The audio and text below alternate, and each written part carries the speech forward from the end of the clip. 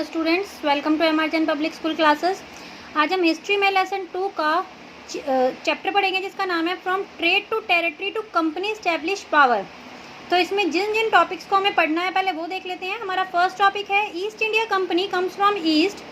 East India company कौन सी है? यहाँ पर देखिए, हमारे यहाँ कंट्री में यूरोपियन कंट्रीज आई थी। यूरोपियन कंट्री में जिनके 4 के बारे में हम पढ़ेंगे, और हमने थोड़ा सा पहले प्रीवियस क्लास में भी देखा है, चैप्टर्स में भी देखा है कि वास्को डी गामा जो पुर्तगाली था, पुर्तगाल से आए थे, डच आए थे, फ्रांसीसी आए थे और ब्रिटिशर्स आए थे।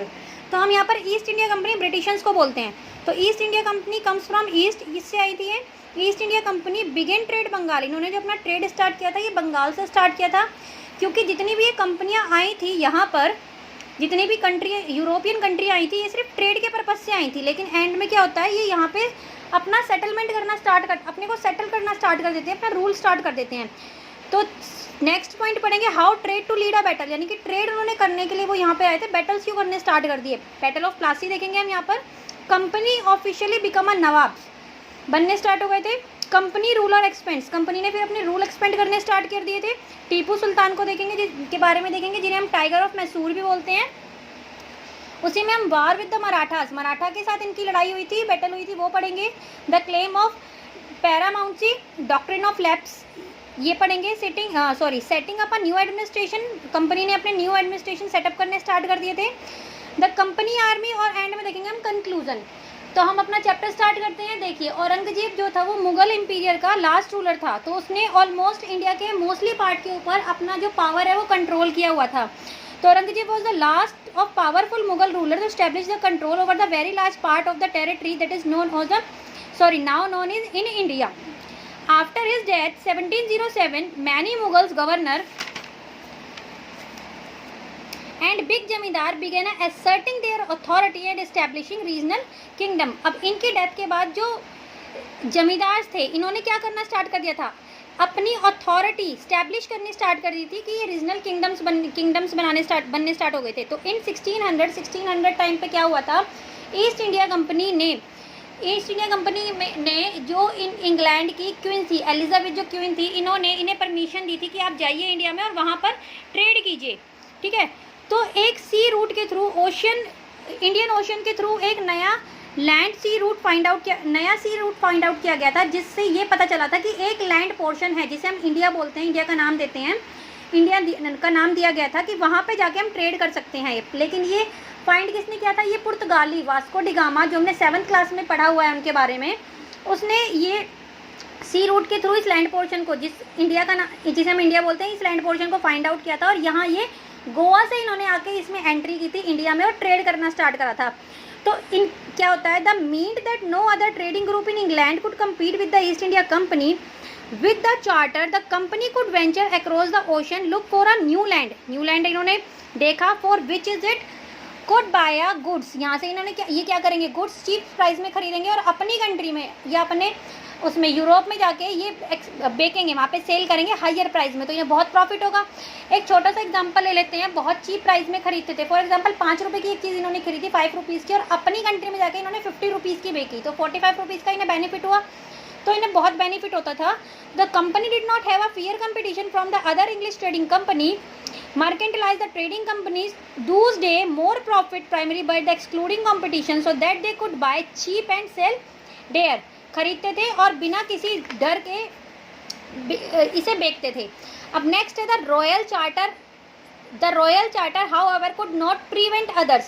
अब इसमें क्या है, European power from entering the eastern market, European जो पावर्स थी उन्होंने ईस्टर्न मार्केट से एंट्री करनी स्टार्ट करी थी। अब ईस्टर्न मार्केट कैसे, देखिए, ये हमारा नॉर्थ, साउथ, ईस्ट और वेस्ट, तो ये जो ईस्ट वाली हमारी लोकेशन है, यहाँ से ब्रिटिशर्स ने एंट्री की थी, क्योंकि ये जो वेस्ट वाले पोर्शन में यहाँ गोवा है, यहाँ से पुर्तगाली ऑलरेडी एंटर कर चुके थे, तो यहाँ पे उनका कंट्रोल था, यहाँ पे उनका कंट्रोल था, तो यहाँ पे ये एंट्री नहीं कर सकते थे।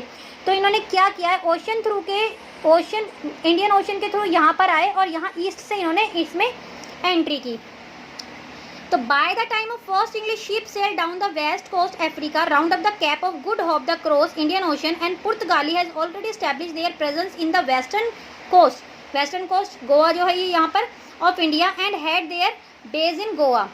In fact, it was Vasco da Gama पुर्तगाली explorer who had discover the sea route. अभी मैंने आपको पहले बताया उन्होंने सी रूट डिस्कवर किया था 1498 में। By the early 17th century the Dutch too were the exploring the possibility trade in Indian Ocean. उसके बाद फिर कौन आए, डच आते हैं, फ्रेंच आते हैं और एंड में आते हैं ब्रिटिशंस। आए ये सब थे, लेकिन सिर्फ ब्रिटिशंस का रूल हमारे इंडिया पे रहा था काफ़ी लंबे टाइम तक। इन्होंने यहाँ पर अपना रूल किया था, अपने कंट्रोल करके रखा था। अब पावर्स के लिए स्ट्रगल होना स्टार्ट हो गया था, क्योंकि सब यही चाहते थे कि हम यहाँ ट्रेड के थ्रू तो आए, लेकिन हम यहाँ खुद को सेटल करना स्टार्ट करें, हम यहाँ पे अपनी मार्केट बनानी है, अपनी फैक्ट्री सेटल करना स्टार्ट करें। तो प्रॉब्लम कब आई, जब ये सारे आपस में लड़ने लगे, इनके बीच कॉन्फ्लिक्ट्स होने लगे। किस चीज़ को लेके, इंडिया में बहुत फाइन क्वालिटी की कॉटन मिलती थी, सबको सेम चीज़ चाहिए थी, स्पीसीज मसाले मिलते थे, सभी को सेम चीज़ चाहिए थे, सभी को चीप प्राइस पे चाहिए थे, और सभी को यूरोपियन कंट्रीज़ में जाके इन्हें सेल करना था, जिससे कि ज़्यादा से ज़्यादा इन्हें प्रॉफिट मिल सके। तो इसी चीज़ को लेके चारों की आपस में लड़ाई होनी स्टार्ट हो गई थी। इन्होंने आपस में लड़ाई करनी स्टार्ट कर दी थी ज़्यादा से ज़्यादा प्रॉफिट करने के लिए। फिर क्या होता है, देखिए एक दूसरे के राइवल ये बन चुके थे। 17 से 18 सेंचुरी में इन्होंने क्या किया, बाय द इंडियन ओशियन ये इंडिया में एंट्री करते थे, तो ये एक दूसरे के शिप को डुबो देते थे ओशन के अंदर, और एक दूसरे के रास्तों को ब्लॉक कर देते थे जिससे कि शिप आगे ना आ सके। इन्होंने रूट्स को ब्लॉक करना स्टार्ट कर दिया। जितने शिप में सामान भरा रहता था, सारे सामान को शिप सहित उसमें ओशंस के अंदर डुबोना स्टार्ट कर दिया। राइवल्स बन चुके थे क्योंकि एक दूसरे के। तो trade was carry with the arms. अब ये ट्रेड किसके थ्रू, अब ये आर्म्स भी कैरी करने लगे, क्योंकि जब ये राइवल बन चुके थे एक दूसरे को प्रोटेक्ट करने के लिए, खुद को प्रोटेक्ट करने के लिए, अपने सामान को प्रोटेक्ट करने के लिए, अब इन्होंने थोड़े टाइम बाद ट्रेड के साथ साथ यहाँ पे खुद को सेटल करना स्टार्ट कर दिया। तो trade was carried on with the arm train post with the protect through the fortification they effort the fortify settlement and carry in profitable trade also lead intense conflicts with local ruler। और इसके लिए खुद को यहाँ पे settle कर रहे हैं फोर्टिफिकेशन के, तो इन्होंने लोकल रूलर जो यहाँ के थे, इंडिया के थे, उनके साथ भी इनके कॉन्फ्लिक्ट्स होने स्टार्ट हो गए थे। क्योंकि स्टार्टिंग में क्या था, ये तो सिर्फ यहाँ ट्रेड करने के लिए आए थे, भाई ये सेटल क्यों हो रहे हैं, सेटल होने का तो इनका कोई पर्पस ही नहीं था। लेकिन जब इन्होंने देखा कि हमें यहाँ से बहुत ज़्यादा बेनिफिट हो सकता है, तो इन्होंने सेटल होना स्टार्ट कर दिया, और इसी वजह से लोकल रूलर से इनके लड़ाइयाँ होनी स्टार्ट हो गई थी। तो ईस्ट इंडिया कंपनी ने अपना जो ट्रेड स्टार्ट किया था वो बंगाल से स्टार्ट किया, ठीक है। तो बैंक ऑफ हुगली रिवर जो थी, बैंक ऑफ रिवर हुगली इन 1651 यहाँ पे इन्होंने अपनी पहली फैक्ट्री स्टैब्लिश की। गुड्स को एक्सपोर्ट करना स्टार्ट करा, गुड्स को स्टोर करना स्टार्ट करा। अब स्टोर करने के लिए इन्होंने यहाँ पे सेटल्ड होने के लिए वो बनानी स्टार्ट करे, फोर्ट बनाने स्टार्ट करे। तो as trade expand the company persuade the merchant and trader to come and settle near the factory. अब भाई ट्रेडर्स भी आएंगे, मर्चेंट्स भी आएंगे, और वो धीरे धीरे यहाँ पे सेटल होने स्टार्ट हो गए थे नियर फैक्ट्री के नियर।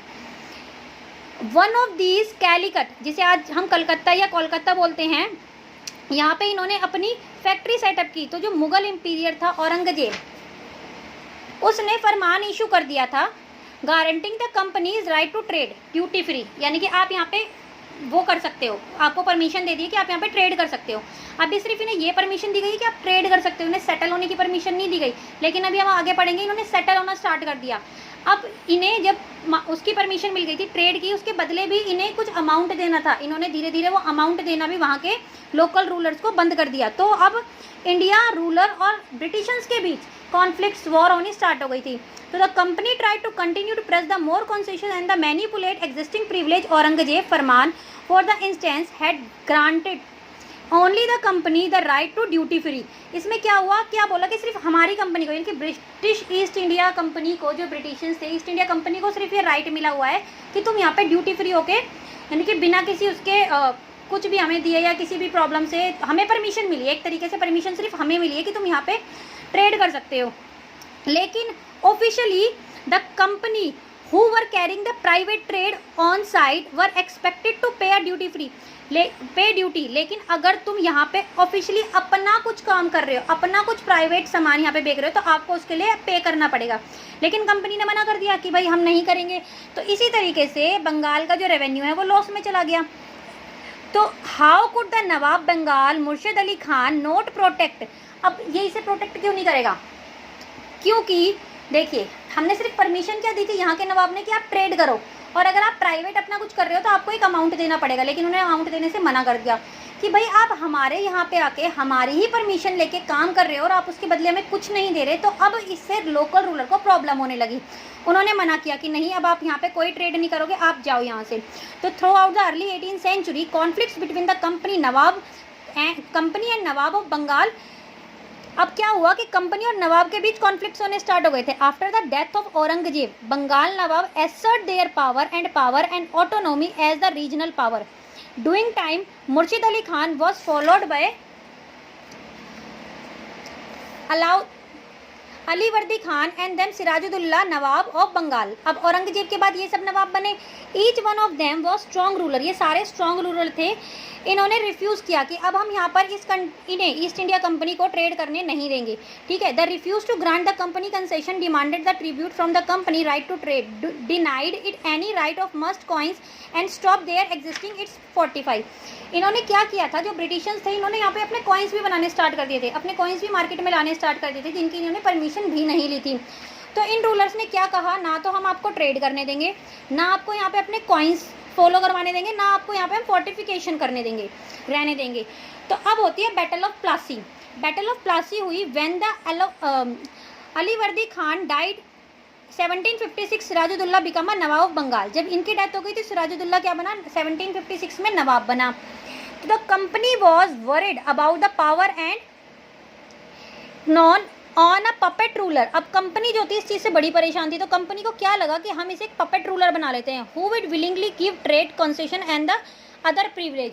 पपेट रूलर क्या होता है कि हम तुम्हें, भाई रूलर तुम ही रहोगे लेकिन हमारे अकॉर्डिंग सारा तुम काम करोगे। तो पपेट रूलर बनाने के लिए बात की इन्होंने। तो so it try to throw without any success to help the Sirajuddaulah rivals. अब इन्होंने क्या करा, जो ब्रिटिशर्स थे उन्होंने सिराजुद्दौला के जो राइवल्स थे उनसे मिलके ये कर लिया, मतलब उनसे मिलके इसके ऊपर इनके साथ लड़ाई की और ये हरा दिया, इसकी डेथ। एंड इन फ्लोरेस Sirajuddaulah asked the company to stop the meddling into political affairs. और इसलिए सिराजुद्दौला ने क्या कहा था कंपनी से कि आप हमारे पॉलिटिकल अफेयर्स में, मतलब मेरा कोई राइवल्स है या मेरे कोई रूलर राइवल्स है, आप इसमें इंटरफेयर नहीं कर सकते, क्योंकि आप तो सिर्फ यहाँ ट्रेड करने के आए हो। लेकिन इन्होंने क्या करा, पॉलिटिकल अफेयर में इन्हें डोमिनेट करना स्टार्ट कर दिया। स्टॉप कर दी फोर्टिफिकेशन, पे टू और रेवेन्यू देना के लिए भी, रेवेन्यू देने से भी मना कर दिया था। तो आफ्टर द नेगोशिएशन, जब ये नेगोशिएशन करना स्टार्ट हुआ, negotiation fail the Nawab merchant with 30,000 soldier to English factory Kasim Bazar, captured the company officially, locked the warehouse, damaged and all Englishmen and blocked English ship. Then the merchant of Calcutta established control over the company for। अब क्या हुआ था, इन्होंने मना कर दिया था भाई, इंग्लिश ये जो ब्रिटिशर्स थे इनके 30,000 जो सोल्जर्स थे इन्होंने वो कर दिए। जो रूलर था उसने, जब इन्होंने मना करा और ये माने नहीं, मतलब कि ब्रिटिशर्स ने नहीं इस बात को एक्सेप्ट किया कि हम ट्रेड नहीं करेंगे, वो अपने काम में कंटिन्यू रहे। तो इनके नेगोशिएशन जब फेल हो गया कि भाई हमारे मानने से भी ये ईस्ट इंडिया कंपनी के लोग नहीं रुक रहे हैं, ये तब भी अपना काम कंटिन्यू कर रहे हैं, तो इन्होंने 30,000 जो सोल्जर थे उन्हें अरेस्ट कर लिया, बंद कर दिया, और जितने भी ये शिप्स आते थे ईस्ट इंडिया कंपनी के उन्हें ब्लॉक करना स्टार्ट कर दिया। तो रोबर क्लाइव उस टाइम पे फर्स्ट मेजर बना था। तो being in the first major victory for the company in India, Robert Clive को इसलिए भेजा गया था इंग्लैंड से कि वहाँ पे जितना भी ये मतलब गलत काम हो रहा है, रूल रेगुलेशन को फॉलो नहीं किया जा रहा, आप उसे स्टॉप करो। लेकिन रोबर क्लाइव ने क्या करा, उसने उसे ज़्यादा सपोर्ट किया और सिर्फ अपना प्रॉफिट और बेनिफिट यहाँ पे देखा। तो on here the news of the fall of Calcutta Company official Madras sent force under the command of Robert Clive ran forced by the naval fleets Progland negotiation with the Nawab followed the finally 1757 Robert Clive lead the company army against the Sirajuddaulah at Plassey। तो Robert Clive क्या करता है, सिराजुद्दौला के against जाके प्लासी में लड़ाई करता है। अब इनकी लड़ाई होती है, तो one of the main reason of the defeat the Nawab was the force. अब ये जो राजा, तो ये तो सिराजुद्दौला हार गया था, अब इसके हारने का एक मेन कारण क्या था, ये जो मीर जफर था ये सिराजुद्दौला के कमांडर था, लेकिन ये फेवर में था ईस्ट इंडिया कंपनी के। इसने उनसे मिलके सिराजुद्दौला के अगेंस्ट एक प्लान बनाया जिसमें सिराजुद्दौला हार जाता है और मीर कासिम को नवाब बना देते हैं, लेकिन मीर कासिम को एक पपेट रूलर बना के इन्होंने रखा। तो never fought the battle Clive the manage the secure support the promising to make him a Nawab after the crushing the Sirajuddaulah की सिराजुद्दौला के बाद हम तुम्हें नवाब बनाएंगे। The battle of Plassey become a famous because it was the first major victory of company won in India. अभी जो battle of Plassey बहुत फेमस है, क्यों फेमस है, क्योंकि पहली बार ब्रिटिशर्स ने इंडिया के किसी रूलर के साथ बैटल किया, लड़ाई की, और उसमें ब्रिटिशन जीत गए। तो क्या होता है, the Diwan of provinces of Bengal, अब बंगाल के ऊपर इनका पूरा कंट्रोल हो गया।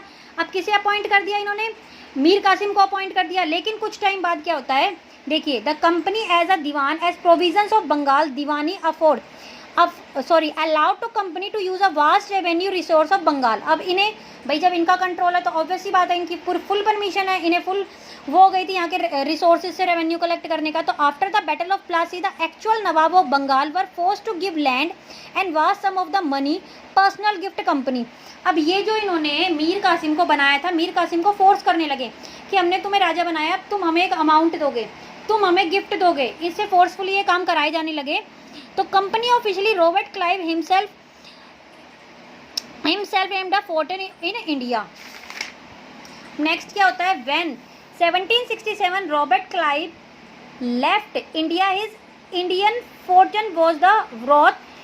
अब क्या था कि जो रॉबर्ट क्लाइव था उसने खुद के लिए इतना बेनिफिट किया था कि उसके पास बहुत सारा अमाउंट हो चुका था कि अब ये हुआ इंग्लैंड में, जब इंग्लैंड से जब ये बोला गया था कि भाई हमने रॉबर्ट क्लाइव को वहाँ एज अ जनरल इसलिए अपॉइंट किया है कि वहाँ पे जितना भी गलत चीज़ें हो रही हैं विदाउट रूल रेगुलेशन आप उसे ख़त्म करोगे। लेकिन रॉबर्ट क्लाइव ने उसके अपोज जाके सिर्फ अपना बेनिफिट देखा। तो ये देखा कि रॉबर्ट क्लाइव के पास इतना अमाउंट आ कहाँ से गया। तो रॉबर्ट क्लाइव के ऊपर केस चलने से पहले रॉबर्ट क्लाइव ने खुद को गोली मार ली और वो मर जाता है। He had come to Madras from England in 1743 at the age of 18। तो interestingly when he was appointed governor of Bengal 1764 he was asked remove the corruption, कि जितना भी करप्शन है कंपनी ने वहाँ पे फैलाया हुआ है उसे आप रोकोगे। लेकिन वो क्या करता है, he was himself cross the examine in 1772 by the British parliament which was suspicious of his vast wealth. जब पार्लियामेंट में इस चीज़ को देखा जाता है कि भाई उसके खुद के पास इतना अमाउंट कहाँ से आ गया, तो L out he was the acquitted the committed suicide. तो वो सुसाइड कर लेता है, खुद ही सुसाइड कर लेता है कि पार्लियामेंट में उसे बुलाया जाएगा, उसके अगेंस्ट केस किया जाएगा। तो 1774 में वो कर लेता है, सुसाइड कर लेता है। अब एक कंपनी ने अपना रूल एक्सपेंड करना स्टार्ट करा। अब देखते हैं, हमने ये देखा नॉर्थ साउथ ईस्ट वेस्ट। अब इसने बंगाल के ऊपर, सिर्फ बंगाल के ऊपर अभी कंपनी ने कंट्रोल किया। हम धीरे धीरे देखेंगे बंगाल, उड़ीसा, आंध्र प्रदेश, दिल्ली, गुजरात, ये धीरे धीरे पंजाब पूरे पोर्शन पे कंट्रोल कर लेगी ब्रिटिशर्स। तो after the battle of Plassey Buxar होता है 1764 में, ये भी बैटल ऑफ बक्सर होती है। तो after the battle of Buxar the company appointed the resident of in India state, they were politically और commercially agent and job was serve the further the interest of the company. The company officially began interfering in the internal affair. अब company ने क्या करा, वहाँ के जितने भी local ruler थे वो उनकी पर्सनल चीज़ों में, पर्सनल मामलों में, चाहे वो पॉलिटिकल है, चाहे वो सोशली है, चाहे वो ऑफिशियली वर्क है, उनके अंदर इंटरफेयर करना स्टार्ट कर दिया। ठीक है, और अगर वो मना करते थे तो वो उनके साथ लड़ाई करते थे। तो वो क्या चाहते थे, कंपनी ये चाहती थी कि सब कुछ, यानी कि जो भी पोजीशन एक प्रोवाइड की जा रही है, जो भी अपॉइंट हो रहा है, वो सिर्फ हमारे अकॉर्डिंग अपॉइंट किया जाए। तो they try to decide who will be successor to the throne and who is appointed to administration post, यानी कि कौन राजा बनेगा किसके बाद और किसे एडमिनिस्ट्रेशन की कौन सी पोस्ट प्रोवाइड करी जाएगी। The company force the state into the subsidiary alliance according to term the alliance Indian ruler were not allowed to have a independent arm. अब क्या करा इन्होंने, सब्सिडेंसरी अलायंस को वो किया, स्टार्ट किया, इसे फोर्सफुली मनवाया। इसमें क्या था कि कोई भी इंडियन रूलर अपनी इंडिपेंडेंटली आर्मी नहीं रख सकता, इन्हें आर्मी रखने के लिए कंपनी प्रोवाइड कराएगी, कंपनी आर्मी के पर्सन्स को इनके पास भेजेगी और उन रूलर्स को कंपनी की जो आर्मी है उसके पूरी देखभाल भी करनी है, उसे अमाउंट भी देना है, मतलब जो सैलरी दी जाती है सारी देख रेख, सारा मेंटेनेंस जो होगी वो खुद करेगी। तो मना कर दिया। सब्सिडेंसरी अलायंस में ये हुआ कि कोई भी इंडियन रूलर नहीं अपनी इंडिपेंडेंट आर्मी रखेगा। हम ब्रिटिशर्स जो हैं, हम ईस्ट इंडिया कंपनी के लोग जो हैं, हम अपनी आर्मी को आपके यहाँ भेजेंगे, आप उन्हें अपने प्रोटेक्शन के लिए रखोगे, आप ही उन्हें मेंटेन करोगे, आप ही उन्हें पैसे वगैरह सारी चीज़ दोगे। देखिए, maintain for the purpose of the protection it Indian ruler fail the market. और जब ये पैसे नहीं दे पाएंगे तो वो जो ईस्ट इंडिया कंपनी के लोग हैं वो उनके उस पोर्शन के ऊपर अपना पूरा कंट्रोल कर लेंगे। For example, when Robert Richard Wilson was governor 1798-1805, the Nawab of Awadh forced to give over half of the territory to the company, इन्होंने फोर्स किया कि जो नवाब थे कि अपना जो टेरिटरी का हाफ पोर्शन है वो आप कंपनी को दो। किस लिए कंपनी को दो भाई? अपने काम करने के लिए। फेल ही, क्योंकि वो फेल हो गए थे सब्सिडेंसरी फोर्स में, कि इन्होंने फोर्स रखी थी और उसे वो पैसे देने के लिए उनके मेंटेन नहीं कर पा रहे थे, तो अब तुम्हें अपना आधा पोर्शन हमें देना पड़ेगा। तो Tipu Sultan tiger of Mysore, Mysore and grow is strength. अब क्या था टीपू सुल्तान के बारे में देखेंगे। टीपू सुल्तान, जिसे हम टाइगर ऑफ मैसूर भी बोलते हैं, जब इन्होंने ये देखा टीपू सुल्तान और उसके जो बेटे थे Mysore, had grow is strength, Mysore बहुत स्ट्रेंथ था। लीडरशिप किसकी लीडरशिप में था? हैदर अली और हिज फेमस सन टीपू सुल्तान की। तो इन्होंने ये देखा कि हमें इनकी पावर को कंट्रोल करना पड़ेगा। तो prohibited trade of the Malabar coast wherever the company purchased pepper and cardamom. तो इन्होंने क्या कहा? इन दोनों ने कहा कि हमें ब्रिटिशर्स के साथ कोई भी ट्रेड नहीं करना, ना हम इन्हें परमिशन दे रहे हैं यहाँ ट्रेड करने के लिए। इवन अगर हम इसके अपोजिट में देखें तो ये इंटरेस्टेड थे फ्रांसीसियों के साथ ट्रेड करने में। अब फ्रांसीसी तो पहले से ही राइवल्स थे ब्रिटिशर्स के, तो ये चीज़ इन्हें डाइजेस्ट नहीं हुई, तो इन्होंने क्या करा? इनके साथ लड़ाई की, वॉर स्टार्ट हुई। तो in 1785 Tipu Sultan stop the export the sandalwood, चंदन की लकड़ी जो होती है, pepper and the cardamom through the protest of his kingdoms and disallow the local merchant from trading with the company. He also established the close relationship with French in India and modernized his army force. और even इन लोगों ने, जो टीपू सुल्तान और हैदर अली थे, इन्होंने फ्रांसीसियों के उसमें मतलब फ्रांसीसियों के अच्छे रिलेशनशिप बने थे, तो उसके वजह से अपनी आर्मी फोर्स को भी बहुत मॉडर्नेट कर लिया था। नए तरीके से उन्होंने अपनी आर्मी को सेटल किया था। तो the company force were defeated Haidar Ali and Tipu Sultan several battles. अब कुछ लड़ाइयाँ हुई जिसमें ये हार गए थे, लेकिन 1792 में attack company to force the Marathas at the Nizam of Hyderabad and company. Tipu was force to sign a treaty with the British by which 2 his sons were taken away the hostage British. Painters always like the painting scene and show the triumphs of the British power. अब the British were first the saw Haidar Ali.